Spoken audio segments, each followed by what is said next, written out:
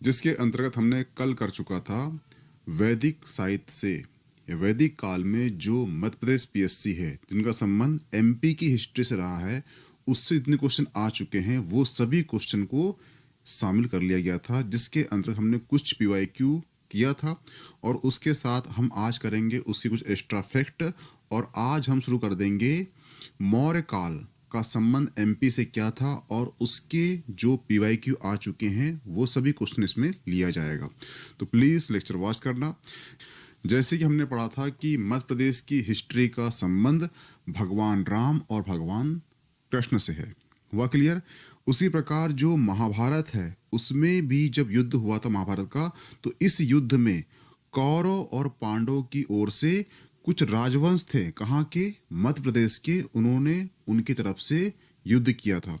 तो क्वेश्चन ये आएगा आपको कि कौरव या पांडव के मध्य जो युद्ध हुआ था उसमें कौरव की तरफ से किसने साथ दिया था और पांडव की तरफ से किसने साथ दिया था। ठीक है, जैसे कि महाभारत युद्ध में द्वापर युग में कौरव और पांडव के मध्य युद्ध हुआ था, ये सभी जानते हो आप। ठीक है, और जो महाभारत का युद्ध है ये कुल 18 दिन चला था, वह क्लियर। इसलिए इसमें 18 पर्व है और यहीं पर ही जो भीष्म पर्व है उसके अंतर्गत दिया है भगवान कृष्ण के द्वारा बोली गई गीता। लेकिन महाभारत लिखा किसने है?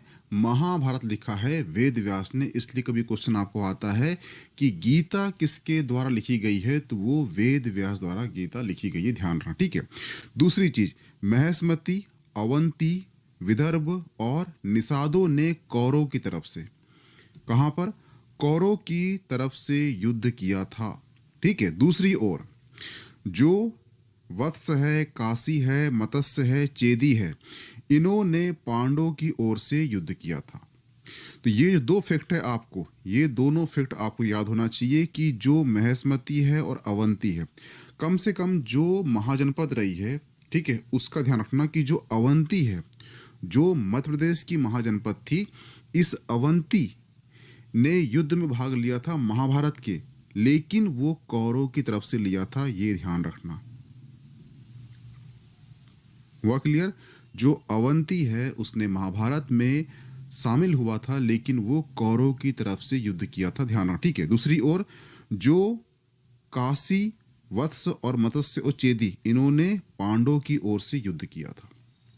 ये क्वेश्चन जहां तक पूछ चुका है, अगर नहीं पूछा है तो संभावना यह है कि पूछेगा कि ये क्वेश्चन कर लेगा कि महाभारत में कौरव की ओर से किसने युद्ध किया था। वहां 4 ऑप्शन रहेंगे, तो आपको ये कम से कम जो अवंती है इसका ध्यान रखना कि अवंती जो राज्य था, जो महाजनपद था, वो है कौरव की ओर से महाभारत युद्ध में शामिल हुआ था। वह क्लियर? और पांडव की ओर से चेदी, मत्स्य, काशी, वत्स और दशहरा ने साथ दिया था। वह क्लियर? ये ध्यान रखना। दूसरा फैक्ट है कि वैदिक काल में नर्मदा का नाम रेवा था। हम पढ़ चुके थे कि नर्मदा का नाम जो रेवा है ये यजुर्वेद का जो शुक्ल यजुर्वेद है उसका जो ब्राह्मण है शतपथ ब्राह्मण में इसका उल्लेख है। हुआ क्लियर? ये ध्यान रखना कि जो नदी सूक्त है ये जो 10वां मंडल है, 10वां मंडल है किसके? ऋग्वेद का।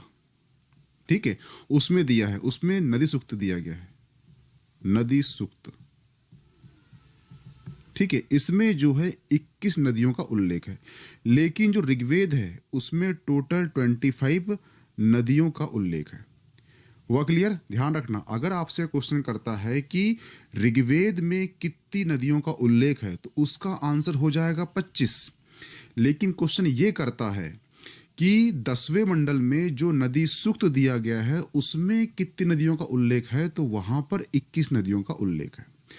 नदी सूक्त के अंतर्गत 21 नदियों का उल्लेख है और टोटल ऋग्वेद, संपूर्ण ऋग्वेद में जो 25 नदियों का उल्लेख है, ध्यान रखना। ठीक है, उसी प्रकार जो नदी नर्मदा है उसका रेवा नाम मिलता है कहां पर? वो मिलता है यजुर्वेद के शतपथ ब्राह्मण में मिलता है, ये भी ध्यान रखना। ठीक है, ये क्वेश्चन तो कर चुका है एमपीएससी।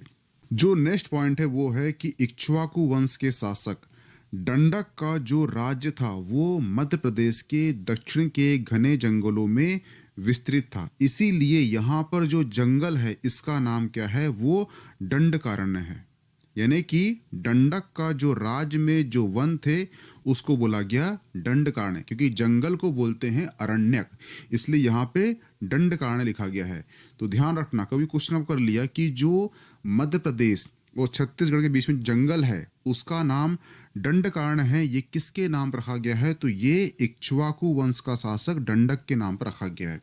और इक्ष्वाकु वंश में ही बाद में भगवान राम पैदा हुए थे, और उसके पहले पैदा कौन हुए थे? वो हुए थे मानधाता। और मानधाता के दो पुत्र थे, पुरुकुत्स और मुचुकुंद, और मुचुकुंद ने ही अपने पिता की नाम की नगरी बसाई थी मानधाता नाम से, जो वर्तमान में ओमकारेश्वर है। ओमकारेश्वर कहाँ पर है? तो वो खंडवा में है। वह क्लियर, ये ध्यान रखना, ठीक है। नेक्स्ट है कि जो चित्रकूट है वहां पे आपको रामघाट भरत मिलाप मंदिर के रूप में मिलता है। ये क्यों मिलता है? क्योंकि जब राम जी निकले थे वनवास के लिए तब भरत आकर वहां पर मिले थे। कहां पर? चित्रकूट में, इसलिए वहां पे रामघाट और भरत मिलाप मंदिर मिलता है। तो कभी क्वेश्चन आपको आया कि भरत मिलाप या राम घाट जो मंदिर है कहाँ मिलेगा आपको? तो ये चित्रकूट में मिलेगा। वह क्लियर? इसका मतलब ये है कि रामायण काल का सीधा संबंध किससे है? वो चित्रकूट से है। ये क्वेश्चन जो है काफी जगह पूछ चुका है, इसलिए एमपीएससी 2026 में क्वेश्चन आएंगे तो आपसे वो मिस नहीं होना चाहिए, इसलिए मैंने यहाँ सारे फैक्ट को कवर कर दिया है। कुछ विद्वान जो है ये कहते हैं कि जो पुरुकुत्स है और रेवा के पुत्र कौन थे? वो मुचुकुंद थे।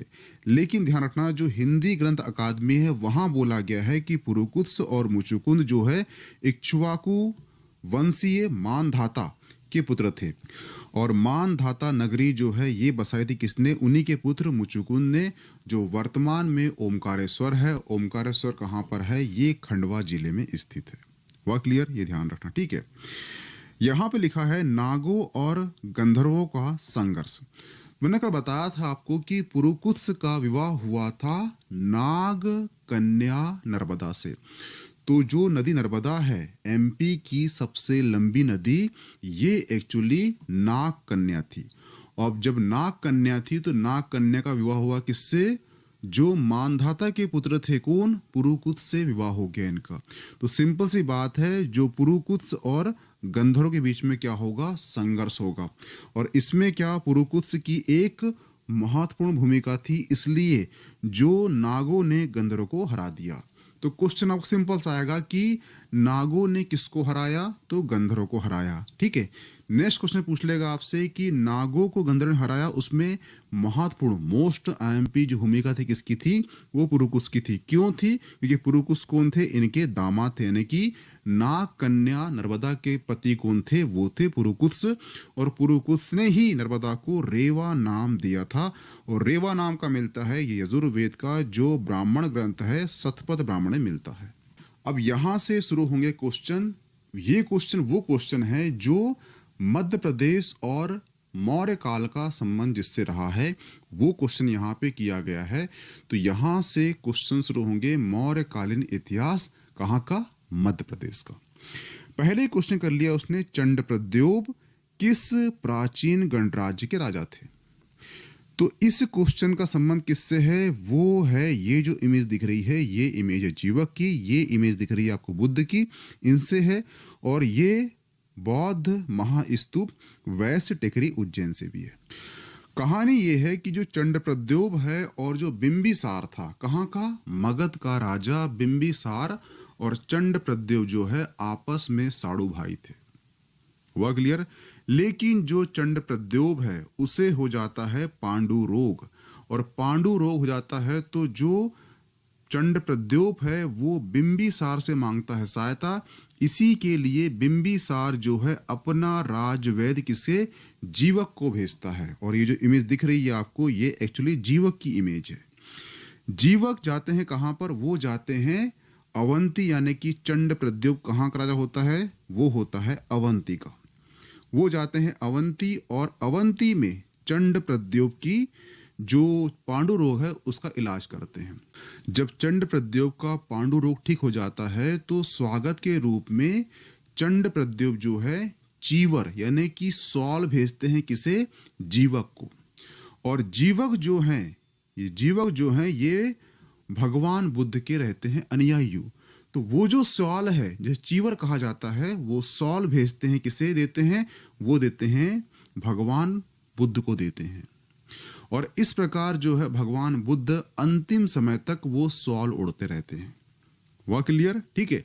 लेकिन क्या होता है कि जब भगवान बुद्ध की मृत्यु हो जाती है तो इनकी मृत्यु के पश्चात इनके जो अवशेष हैं वो 8 राज्यों में बांट दिए जाते हैं और इसी प्रकार 8 जगह पे स्तूप बनाए जाते। लेकिन चंड प्रद्योत को भगवान बुद्ध की अस्थियों के अवशेष प्राप्त नहीं होते, इसीलिए भगवान बुद्ध की जो सॉल होती है, जो जीवक देता है, जो चंड प्रद्योत भी जीवक को दिया था, वो ही सॉल देते हैं किसे? चंड प्रद्योत को देते हैं। वह क्लियर? चंड प्रद्योत को सॉल देते हैं, प्लस जहां पे भगवान बुद्ध बैठ के तपस्या करते हैं वो नीचे की पट्टी देते हैं, किसे? वो देते हैं चंड प्रद्योत को। वह क्लियर? लेकिन चंड प्रद्योत की तब तक मृत्यु हो जाती है, इसीलिए इनकी जो पत्नी होती है गोपाल नाम की, वो भी जो है बौद्ध अनुयायी होती है, इसलिए वो उज्जैन में जो है महास्तूप की स्थापना करती है, जिसके अंतर्गत भगवान बुद्ध की सॉल और भगवान बुद्ध जिस चटाई पर रहकर तपस्या करते हैं वो इसके अंतर्गत है। इस पर बनाया जाता है स्तूप। लेकिन सवाल उठता है कि इसे वैश्य टेकरी क्यों कहते हैं? इसके पीछे कहानी ये है कि अशोक की पत्नी होती है देवी, और देवी जो है इस स्तूप का जीर्णोद्धार कराती है, यानी इस स्तूप को दोबारा से बनाती है। लेकिन क्या होता है कि जो देवी है ये वैश्य वर्ण की होती है, इसलिए इसका नाम जो है वैश्य टेकरी कर दिया जाता है। वह क्लियर? तो यहाँ पे आप पूरी कहानी समझ गए होंगे कि किस प्रकार से चंड प्रद्योत की पांडु रोग को ठीक करने के लिए जीवक आया और जीवक को मिली सॉल दिया बुद्ध को, और बुद्ध की सॉल मृत्यु के बाद मिली चंड प्रद्योत को। चंड प्रद्योत की पत्नी ने बनाई है एक बौद्ध स्तूप, और उसी बौद्ध स्तूप का जीर्णोद्धार कराया था किसने? अशोक की पत्नी देवी ने। वो थी वैश्य वर्ण की, इसलिए इसका नाम वैश्य टेकरी रखा गया। तो इस क्वेश्चन का आंसर चंड प्रद्योत जो है ये अवंती का राजा था। ये ध्यान रखना कि अवंतिका का प्रतापी शासक कौन था? वो था चंड प्रद्योत। और ये क्वेश्चन MPPSC 2019 में आया था। वह क्लियर? ध्यान रखना। कभी ये क्वेश्चन करता है कि वैश्य टेकरी कहाँ पर है, तो ये उज्जैन में, ध्यान रखना। इसे आप पढ़ लेना चंड प्रद्योत। ठीक है। बिंबिसार का क्या था? मित्र भी था और ये सड़ुभा भी था। और बिंबिसार इसको हुआ था पांडु रोग हुआ था, इसलिए बिंबिसार का एक राजवैद्य जीवक था, उसको यहाँ भेजा गया था। पूरी कहानी जानते हो आप। ठीक है।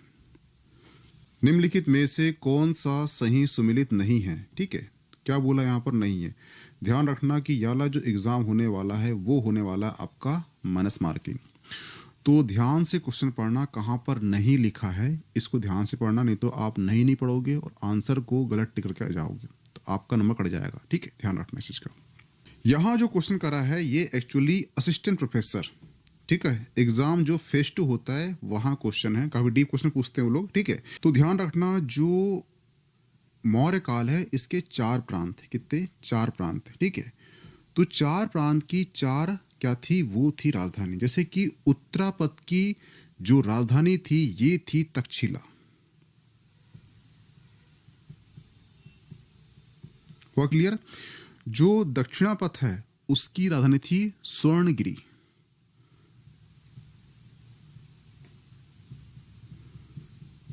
ठीक है। अवंती की क्या थी? वो थी उज्जैनी। और जो मध्य प्रांत यानी प्राची की थी वो थी पाटलिपुत्र। इस प्रकार से इसका जो आंसर हो जाता है वो हो जाता है ऑप्शन ए। जो उत्तिचा था उसकी स्वर्णगिरी नहीं थी। एक्चुअली जो स्वर्णगिरी है ये कर्नाटक राज्य यानी कि दक्षिण भारत की राजधानी थी मौर्य काल के दक्षिण प्रांत की। हुआ क्लियर? तो इसका आंसर हो जाएगा ऑप्शन ए। तो यहाँ पर जो है ऑप्शन ए हो जाएगा कि यहाँ पूछा है कौन सा नहीं है। हुआ क्लियर? ये ध्यान रखना। कभी ये क्वेश्चन आपको आता है कि प्राचीन काल में कितने महाजनपद थे, तो वो थे 16 महाजनपद थे, जिसमें से 2 महाजनपद आपको याद होना चाहिए। एक है मगध, ठीक है, और एक है अवंती। ये दोनों क्यों होना चाहिए? ये जो है सबसे शक्तिशाली थी और ये जो है क्षेत्रफल में सबसे बड़ी थी। अवंती जो महाजनपद थी ये क्षेत्रफल में सबसे बड़ी थी, और जो मगध है ये सबसे शक्तिशाली थी। इसलिए अवंती इतनी बड़ी थी कि इसकी 2 राजधानी थी। उत्तरी अवंती की थी उज्जैनी और दक्षिणी अवंती की थी महेशमती। तो आपको दोनों याद होना चाहिए कि आपका एग्जाम जो है ये मध्य प्रदेश का है। तो आपसे क्वेश्चन ये कर लिया है कि उत्तरी अवंती की राजधानी क्या थी, ये उज्जैनी थी, और दक्षिणी अवंती राजधानी क्या थी, ये महेशमती थी। क्योंकि 16 महाजनपद में सबसे बड़ा महाजनपद कौन सा था, वो था अवंती। सबसे शक्तिशाली पूछेगा तो वो था मगध। वह क्लियर, ध्यान रखना, ठीक है। और ये ध्यान रखना कि चीनी यात्री आया था, उसका नाम था ह्वेंसांग। ह्वेंसांग ने उज्जैन का उल्लेख किया है। क्या नाम से उल्लेख किया है, वो किया है ऊसुयेना। जो ऊसुयेना है ये किसने उल्लेख करा है, ये उल्लेख करा है ह्वेंसांग ने उज्जैन का उल्लेख करा है ऊसेयेना।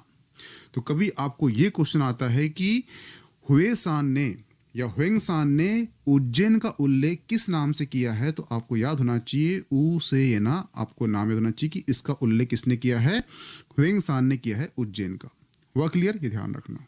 एक बौद्ध ग्रंथ है, उसका नाम है दीपवंश। दीपवंश से बताया गया है कि राजा अच्युतगामिनी ने उज्जैन नगरी की स्थापना की थी। तो कभी यह क्वेश्चन आ जाए कि उज्जैन नगरी की स्थापना किसने किया था, वो किया था अच्युतगामिनी ने। इसका उल्लेख कहाँ किया गया, इसका उल्लेख किया गया है बौद्ध ग्रंथ दीपवंश में। काकनाद का आधुनिक नाम क्या है, तो ध्यान रखना जो सांची है इसका जो है सदी के अकॉर्डिंग नाम बदल चुके हैं। इसके 4 नाम मिलते हैं हमें, ठीक है। पहला नाम मिलता है वो है विदिशगिरी, ठीक है। दूसरा नाम मिलता है चेतीगिरी, ठीक है। तीसरा नाम मिलता है वो है कांकड़ाओं, और चौथा नाम मिलता है वो मिलता है काकड़ाएं, ठीक है। तो ये आपको चारों नाम मिलेंगे, और ये चारों नाम किसके हैं, ये है सांची के। हुआ क्लियर, ये ध्यान रखना। जैसे कि सांची के बारे में जान लेना कि सांची जो है रायसेन जिले में स्थित है, और यहाँ पर मौर्य सम्राट अशोक ने अपनी पत्नी के कहने पर एक सांची स्तूप का निर्माण कराया था। और ध्यान रखना कि जो सांची का स्तूप है ये सबसे बड़ा स्तूप है, सबसे बड़ा स्तूप है, ठीक है। और कभी आपसे क्वेश्चन कर ले कि सबसे प्राचीन कौन सा स्तूप है, ठीक है, तो वो है पीपरवाह। पीपरवाह जो स्तूप है ये सबसे प्राचीन स्तूप है, और सबसे बड़ा पूछेगा तो वो है सांची स्तूप है। हुआ क्लियर। और ये ध्यान रखना कि जो स्तूप है उसकी संख्या 3 में महामोगलायन और सारिपुत्रा की अस्थियां रखी गई है। और ये भी ध्यान रखना कि सांची स्तूप को यूनेस्को की विश्व धरोहर सूची में शामिल कर लिया गया है। कब, वो कर लिया गया है 1989 को शामिल कर लिया गया है। ये सारे फैक्ट जो है एग्जाम में पूछ चुके हैं, तो ध्यान रखना। विश्व प्रसिद्ध पर्यटन स्थल सांची का प्राचीन नाम क्या है, ये क्वेश्चन 2020 में कर चुका है। इसका आंसर आप जानते हो, वो है काकनाद, ठीक है। 4 नाम मिलेंगे आपको, काकनाद, काकड़ांव, काकड़ैं, विदिशागिरी या चेतीगिरी। ये सभी नाम जो है सांची के, ठीक है। सांची स्तूप से जितने क्वेश्चन आ सकते हैं बता चुका हूँ। सबसे बड़ा पूछेगा सांची स्तूप, सबसे ओल्ड पूछेगा पीपरवाह स्तूप। हुआ क्लियर। सांची स्तूप का निर्माण किसने कराया था, सांची स्तूप का निर्माण कराया था किसने, वो कराया था ऑप्शन डी अशोक ने। हुआ क्लियर, ठीक है। सबसे प्राचीन कौन सा है, पीपरवाह है। सबसे बड़ा कौन सा है, सांची है, ठीक है। जिला कौन सा है, रायसेन। हुआ क्लियर। जैसे कि देखना मौर्यकालीन स्तूप, ठीक है। सांची का स्तूप एक है, तुमेन स्तूप एक है, ठीक। रायसेन स्तूप, बौद्ध महास्तूप और भरत स्तूप। हुआ क्लियर।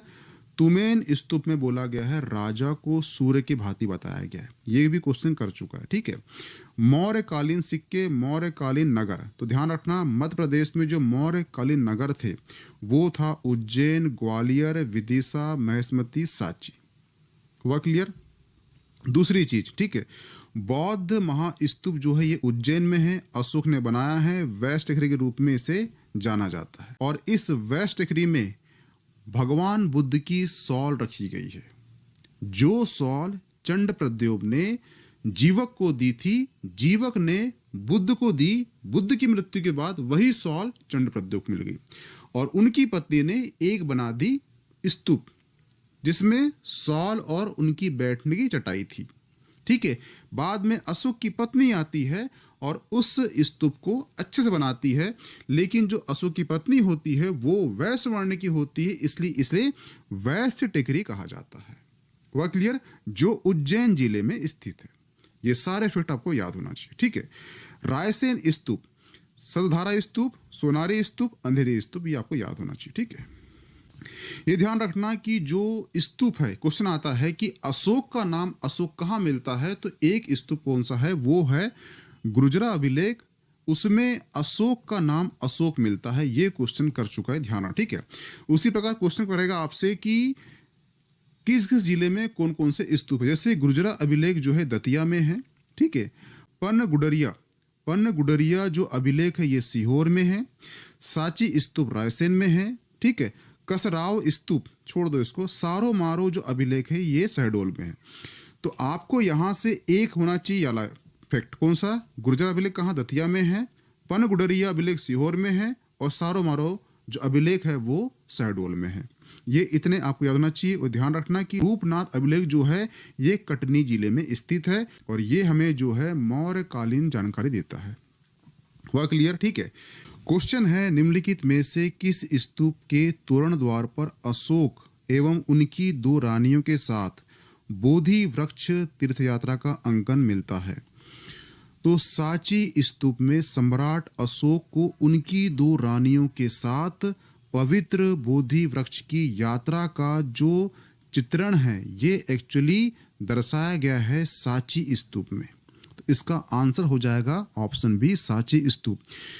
ये जो चित्रण है ये बौद्ध धर्म में अशोक की गहरी श्रद्धा और बोधि वृक्ष से उनके व्यक्तिगत संबंध को उजागर करता है और इसका बौद्ध इतिहास में काफी महत्वपूर्ण स्थान है, इसलिए ये क्वेश्चन किया है। ये क्वेश्चन कब आया है? 2022 को आया है प्री में। हुआ क्लियर? ये ध्यान रखना। ठीक है, मैं क्या करूंगा, एक लेक्चर लाऊंगा सांची स्तूप पर। सांची स्तूप में हम उसमें बात करेंगे जितने क्वेश्चन यूपीएससी हो, पीएससी हो, एमपीपीएससी हो या वनडे एग्जाम हो, इन सभी एग्जाम में जितने क्वेश्चन अब तक सांची स्तूप से आ चुके हैं इन सभी क्वेश्चन को उसमें लिया जाएगा। ठीक है, ताकि जो भी क्वेश्चन, जैसे कि इस प्रकार क्वेश्चन जो आते हैं, ठीक है, ये क्वेश्चन आपसे नहीं बनता। ठीक है, ये बन जाता कि सांची स्तूप में दिया है लेकिन यहाँ पे आपको 2-3 स्तूप दे देता तो वो थोड़ा सा डिफिकल्ट हो जाता। तो इसीलिए सांची पे एक छोटा सा चला लूंगा मैं। ठीक है, ताकि वहां से क्वेश्चन उठते हैं तो आपसे वो बन जाए। 26 के प्री में आते हैं तो आपसे वो दिक्कत ना करे। ठीक है, मध्य प्रदेश के किस स्थान में सम्राट अशोक के अभिलेख प्राप्त नहीं होते? बता चुका हूँ इसका आंसर मैं कि सांची मिलते हैं, पनगुडरिया आपको पता है कहाँ पर है, ये सीहोर में। ठीक है, सारो मारो शहडोल में, गुर्जरा यहाँ पे दतिया, यहाँ पे अशोक का नाम अशोक मिलता है, सागर में इसका उल्लेख नहीं है। ऑप्शन डी सही हो जाएगा। इसीलिए मैंने आपको बताया था यहाँ पे गुर्जर अभिलेख दतिया में है। ठीक है, पनगुडरिया सीहोर में है, सांची रायसेन में है, सारो मारो जो है शहडोल में है और एक उज्जैन में भी है। ठीक है, ये सारे जिले आपको याद होना चाहिए ताकि क्वेश्चन आते हैं तो आप ऐसे क्वेश्चन को आराम से हैंडल कर लोगे। सागर उल्लेख तो किया ही नहीं गया है तो इसका आंसर क्या हो जाएगा? ऑप्शन डी हो जाएगा, क्योंकि यहाँ बोला है कौन सा नहीं है। वह क्लियर? ध्यान रखना। चंद्रगुप्त विक्रमादित्य के सांची अभिलेख में का उल्लेख मिलता है? चंद्रगुप्त विक्रमादित्य के सांची अभिलेख में सांची स्थित बौद्ध प्रतिष्ठान को उनके द्वारा दिए गए दान और उनके सैनिक अधिकारी आम्रक्रवध, क्या नाम है उसका? वो नाम है आम्रकारदव का उल्लेख मिलता है, जो सैकड़ों युद्ध का विजेता था। यह अभिलेख गुप्त काल के 93 वर्ष का है, यानी कि 412 के आसपास होगा। हुआ क्लियर? इसका आंसर क्या है? वो है ऑप्शन बी। ये क्वेश्चन काफी डिफिकल्ट है, वो इसलिए है क्योंकि ये क्वेश्चन कौन सा है? ये है असिस्टेंट डायरेक्टर कल्चर डिपार्टमेंट का एग्जाम है, 2025 में हुआ था, उसका है। ये मैंने इसलिए लिया है कि जितने भी अगर मानो डिफिकल्ट क्वेश्चन करता भी है आपका एमपीपीएससी 2026 में तो वो आपको मिस नहीं होना चाहिए। ठीक है, एक बार क्या हुआ था, 2022 का फॉरेस्ट मेंस हुआ और जस्ट उसके 1 महीने बाद हुआ एमपीएससी का प्री हो गया। फॉरेस्ट मेन से 5 क्वेश्चन डायरेक्ट आए थे, किसमें, एमपीपीएससी प्री में आए थे। इसीलिए ये क्या करता है कि ये जो एग्जाम है, ये जो क्वेश्चन है, ये उठा के दे देगा आपको पीएससी प्री में, तो आप वहाँ हो जाओगे ढेर। इसलिए यहाँ पे ध्यान रखना कि जितने क्वेश्चन बता रहा हूँ मैं, उसको ध्यान से पढ़ लेना, और आप जो एक्स्ट्रा पढ़ोगे वो तो आपको काम आएगा, परंतु जो क्वेश्चन बता रहा हूँ मैं यहाँ पर, ये क्वेश्चन जो है मध्य प्रदेश पीएससी कम से कम 15 या 20 एग्जाम लेता है, वो सारे एग्जाम के क्वेश्चन यहाँ पे लिए गए हैं, ठीक है। इसलिए इस सीरीज को मिस नहीं करना। बरहुत स्तूप का विकास किस काल में हुआ है, ठीक है। अगर यहाँ पे क्वेश्चन करता आपको कि बरहुत स्तूप का निर्माण किस काल में हुआ है, तो वो हुआ है मौर्य काल में। किसने किया है, तो अशोक द्वारा किया गया था। लेकिन यहाँ पूछा है उसने विकास पूछा है, और विकास जो है ये शुंग काल में हुआ है। हुआ क्लियर। ये क्वेश्चन जो है आपका animal husbandry of veterinary science का है, 2024 में कर चुका है, ठीक है। तो क्वेश्चन को ध्यान से पढ़ना। विकास पूछा है, निर्माण पूछा है, ठीक है। विकास पूछा है तो इसका आंसर क्या जाएगा, वो हो जाएगा शुंग काल। जो अलेक्जेंडर कनिंघम था उसने इसको 1873 में खोजा था, ठीक है। और इस स्तूप पर अंकित चित्र भगवान बुद्ध की आत्मज्ञान की यात्रा, यक्षों की कहानी, इस अवधि के दौरान रोजमर्रा की जिंदगी का विवरण, ऐसे छोटे छोटे विवरण बताए गए हैं किसमें, बरहुत स्तूप में। हुआ क्लियर। तो ऑप्शन 20 का सही आंसर हो जाएगा। शुंगों के पूर्वज मूलतः किस स्थान के थे, ये क्वेश्चन जो है मध्य प्रदेश प्री के 2018 में कर चुका है। ध्यान रखना कि एक जैन लेखक है, उनका नाम है मेरुतुंग, ठीक है। मेरुतुंग द्वारा रचित है क्या, थेरावाली ग्रंथ।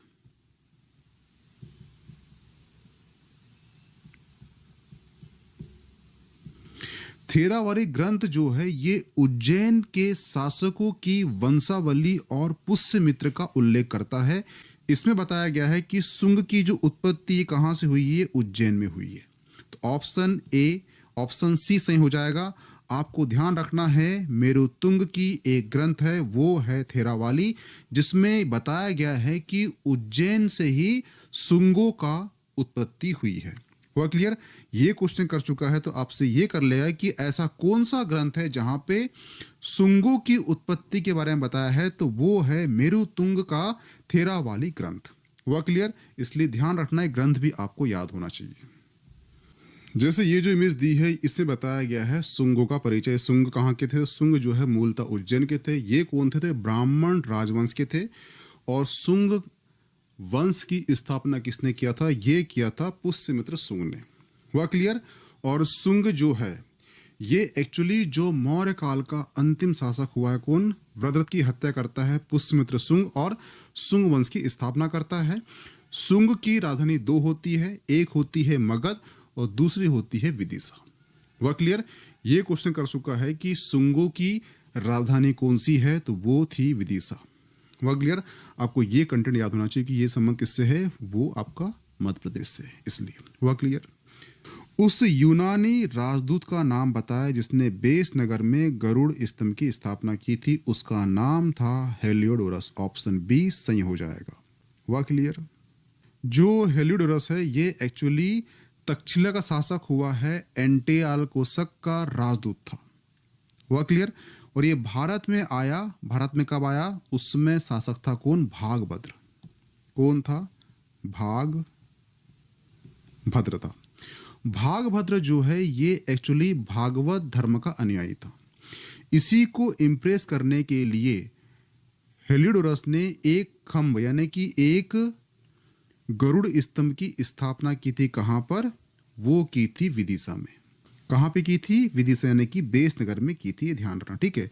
इसके कुछ अन्य नाम भी हैं, वो है बाबा खंभ, ठीक है, गरुड़ स्तंभ, गरुड़ ध्वज, इस नाम से भी ये जाना जाता है, ठीक है। इसकी एक कहानी है, लेक्चर बहुत लंबा हो चुका है, बता दूंगा मैं कभी कि इसकी कहानी क्या है, ठीक है। तो उससे आपको जब भी क्वेश्चन आएगा, नेक्स्ट में टकराएगा वो तो कहीं ना कहीं, ठीक है।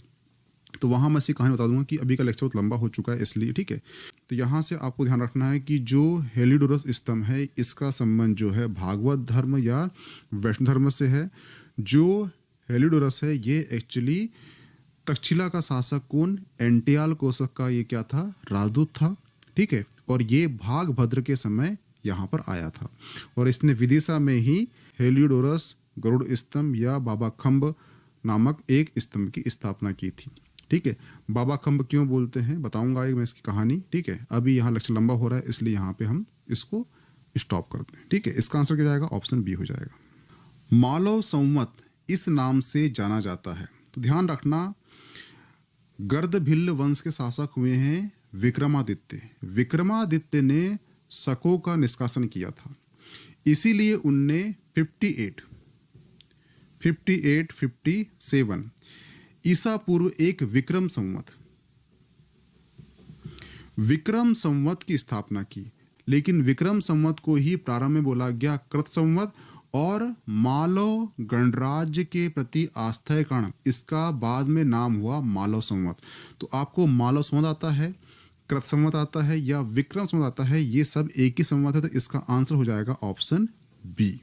हुआ क्लियर? ये ध्यान रखना, जिसकी स्थापना जो है गर्दभिल्ल वंश के संस्थापक गर्दभिल्ल राजा के पुत्र हुए हैं महान शासक विक्रमादित्य ने शकों के निष्कासन के फलस्वरूप कराया था विक्रम संवत, जिसे ही प्रारंभ में कृत संवत बोला गया, इसी का नाम बाद में मालव संवत हो गया। मालव आए, कृत आए, विक्रम आए, सब एक ही है। हुआ क्लियर? ये ध्यान रखना। मध्य प्रदेश में मालवा क्षेत्र में प्राचीन राजवंश शुंगों के बाद कौन आए थे? तो ध्यान रखना, सबसे पहले थे मौर्य। मौर्य का जो अंतिम शासक हुआ है वो हुआ है वृत्रत। वृत्रत की हत्या किया पुष्यमित्र शुंग ने और शुंग वंश की स्थापना किया। शुंग वंश के बाद आए कणव वंश और कणव वंश का जो अंतिम शासक हुआ है वो हुआ है सुशर्मा। सुशर्मा की हत्या किया किसने? सिमुक ने, और सिमुक ने ही सातवाहन वंश की स्थापना किया। इस प्रकार से शुंगों के बाद मध्य प्रदेश में किसने राज किया है? वो किया है सातवाहन ने। ऑप्शन बी सही हो जाएगा। हुआ क्लियर? तृतीय शताब्दी में बोधि वंशी राजाओं का अधिकार किस क्षेत्र में था? ये था ऑप्शन बी त्रिपुरा। इसकी कहानी क्या होती है हम आगे नेक्स्ट लेक्चर में समझेंगे। हुआ क्लियर? मिलते हैं नेक्स्ट लेक्चर में। इसकी पीडीएफ मिल जाएगी आपको मीमांसा एकेडमी के टेलीग्राम ग्रुप में, प्लीज ज्वाइन कर लीजिए उसे।